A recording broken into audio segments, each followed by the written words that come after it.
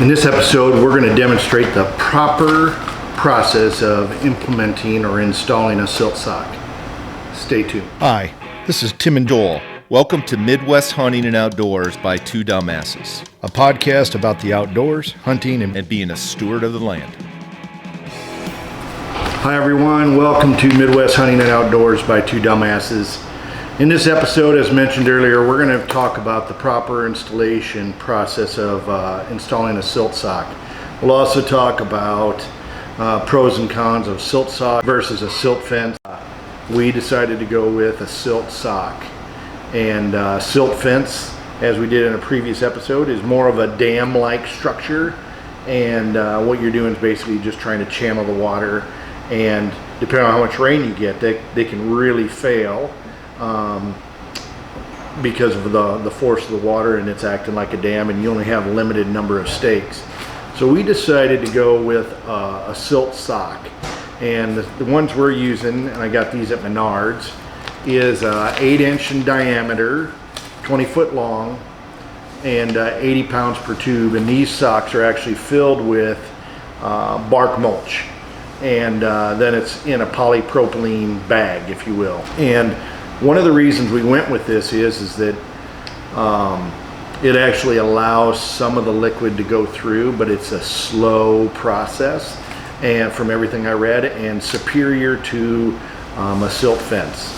And when you sit and look at these things, they're pretty durable. So these are 20 foot long, and the process is going to be is the very first place we're going to put them at is at the highest place on the pond. Then what we'll do is take a 2-inch stake, and I'm going to probably try to cheat it to 16 inches because I'm trying to keep my costs low, but 16 inches, and put a stake right through the middle, and I'll cut just a small little slice and then pound that down just to hold that stake in place.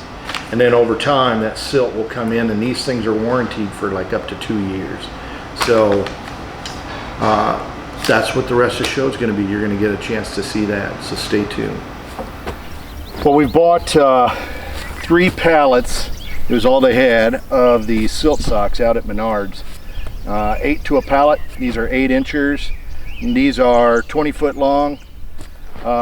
They're about the cheapest I could find, and $24 a piece. So I think they're going to do the job. They're loaded with these. You can buy them with straw, or you can buy them loaded with wood chips. We got them with wood chips.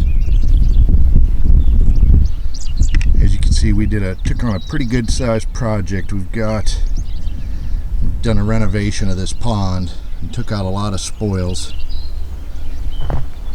And everything I've read is you put these socks, the first layer at the very peak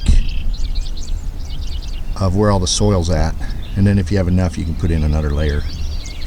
So that's what we're doing. So as I mentioned, the socks are costing us about $23, and so what I've been trying to do is figure out, hey, what's the least cost way to hold them in place. And so Menards also had these. They had called it cheap wood.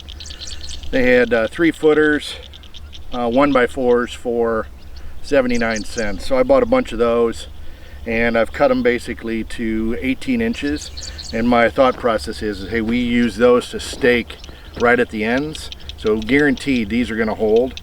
And then I went on the cheap side, and I bought this wood lathing. And it's probably 1/4 inch, 3/8 inch thick. And I've been cutting these, gosh, I forgot what I'm cutting them, 16 inches. So I'm cutting these 16 inches, putting edges on them, and then what I'm doing is I'm putting slight holes in the top and bottom of these socks and cutting right and hammering right into the dirt. We've got just about all our socks that we have laid out. We don't have enough. What we've done is decided to do is prioritize the black dirt. It's going to be the most erodible. And then what we're doing is taking a cutting knife,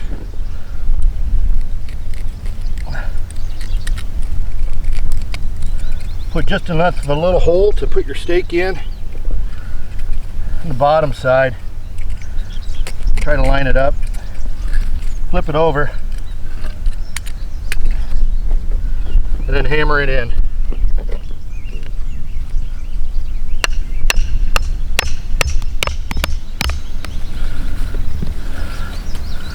That should hold it in place. The other thing with those lathing sticks that I talked about, with the lathing sticks, I'm doubling them up. So we're getting about a 1/2 inch. And then what I'm doing is alternating these big 1-bys with the lathing. I hope this is helpful. Desperado, sitting in a old Monte Carlo, a man whose heart is hollow.